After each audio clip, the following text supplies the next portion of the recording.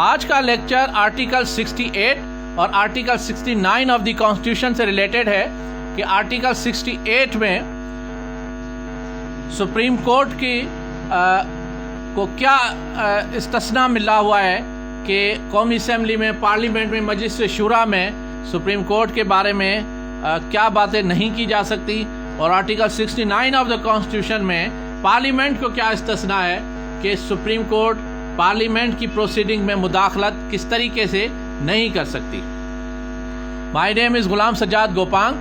I am MBA Finance first position holder from IBA University of Sindh Jamshoro. I am LLB first position holder from Quaid-e-Azam Law College Nawab Shah Sindh.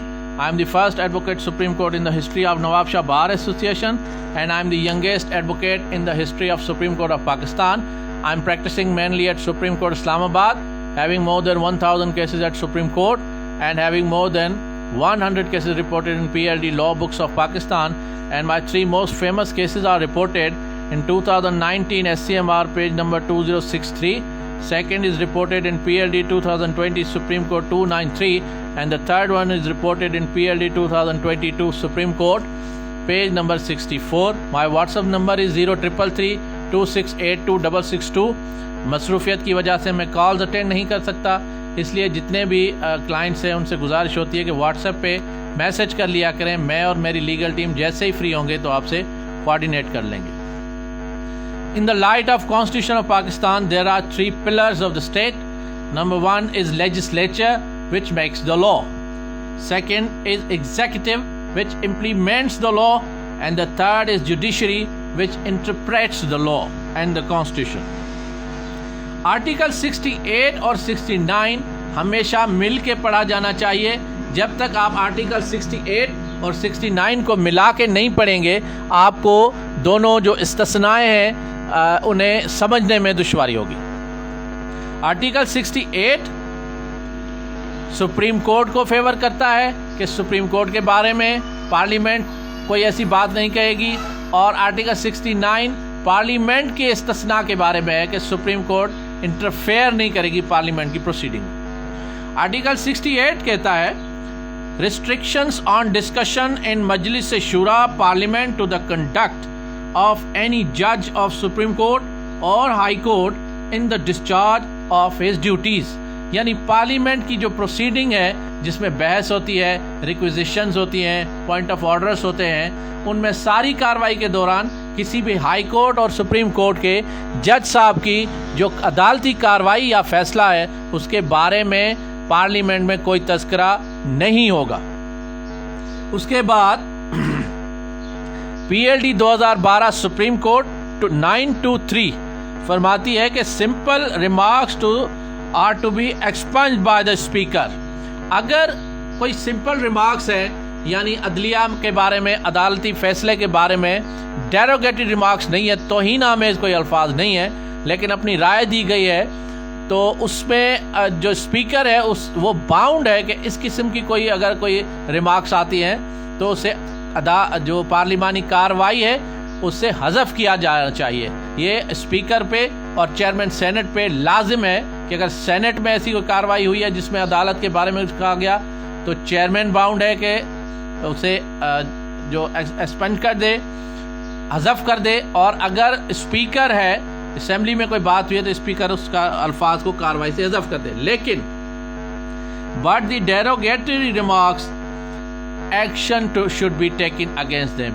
اگر کوئی ممبر derogatory remarks کرتا ہے عدالت کے بارے میں، کوئی توہین آمیز الفاظ کہتا ہے، تو پھر اس کے خلاف آئین کی روح سے اسپیکر، اگر قومی اسمبلی میں یہ ریمارکس آئے یا اگر سینٹ میں آئے، تو جو چیئرمین ہے وہ آئین کی روح سے پابند ہے کہ اس ممبر کے خلاف سخت ایکشن لے یا سینیٹر کے خلاف سخت ایکشن لے۔ اس کے بعد رولز 201 کلاز 5 جو رولز آف بزنس ہے قومی اسمبلی کے، rules 201 clause 5 are to avoid any conflict اور encroachment upon exercise of judicial powers. Supreme court اپنے فیصلے پی ایل ڈی 2009 سپریم کورٹ پیج نمبر 75 میں فرماتی ہے کہ جو رولز 201 کلاز 5 ہیں وہ اسی لیے انسرٹ کیے گئے ہیں ٹو اوائڈ اینی کانفلکٹ اور encroachment upon exercise of judicial powers. اب آ جاتے ہیں کہ آرٹیکل 69 کیا ہے. اب پارلیمنٹ کا جو استثناء ہے وہ کیسے انووک ہوتا ہے اور سپریم کورٹ کیسے مداخلت نہیں کر سکتی. آرٹیکل 69 کہتا ہے courts not to enquire into proceedings of Majlis Shura parliament. اب اس میں 3 کلوزز ہیں. Number 1, the validity of any proceeding in Majlis Shura Parliament shall not be called in question on the ground of any irregularity of the procedure. اگر procedure میں کوئی irregularity بھی ہوئی ہے قومی اسمبلی میں یا سینٹ میں تو آرٹیکل 69 سپریم کورٹ کو روکتا ہے کہ آپ اس irregularity میں انٹرفیئر نہ کریں.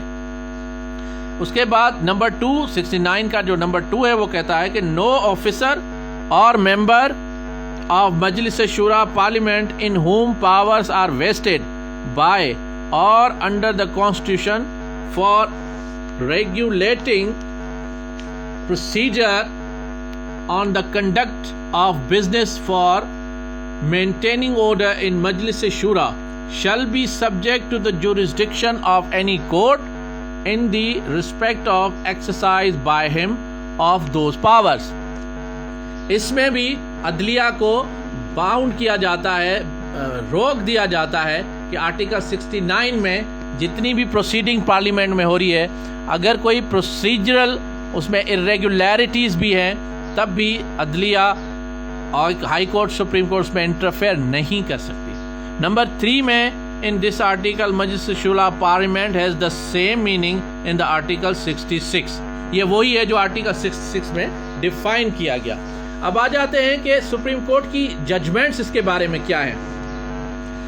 پہلی لینڈ مارک ججمنٹ ہے PLD 2012 supreme court 774, PLD 2012 supreme court 774, PLD 2011 supreme court 407. اس میں اور جو 3 اپریل 2022 کا آرڈر آیا سپریم کورٹ کا جس میں قاسم سوری ڈپٹی اسپیکر کی رولنگ جو اصل اسپیکر کی پڑھ کے انہوں نے سنائی تھی جس میں اپوزیشن شہباز شریف اور باقی جو شہباز شریف میں وزیر اعظم کے لیے کینڈیڈیٹ تھے, عدم اعتماد کی تحریک تھی. اس عدم اعتماد کی تحریک کو article 5 of the constitution, article 5 کا بھی لیکچر آپ یوٹیوب پہ میرے اس میں دیکھ سکتے ہیں کہ کیا کہتا ہے.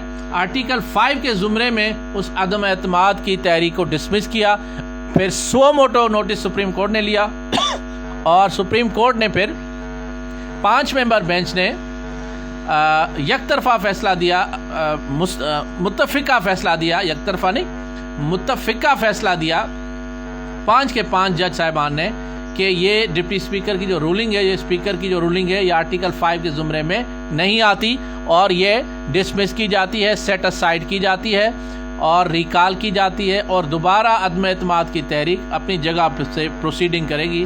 یہ 3 اپریل کی رولنگ تھی اور 7 اپریل 2022 کو سپریم کورٹ نے اسے سیٹ اسائڈ کرنے کا فیصلہ سنایا تھا. اس میں ان 3 رولنگز میں واضح کیا گیا ہے کہ جو عدالت ہے وہ کس حد تک پارلیمنٹ کی کارروائی میں مداخلت کر سکتی ہے اور کس حد تک اس کی جو مداخلت ہے وہ نہیں ہو سکتی. Thank you very much.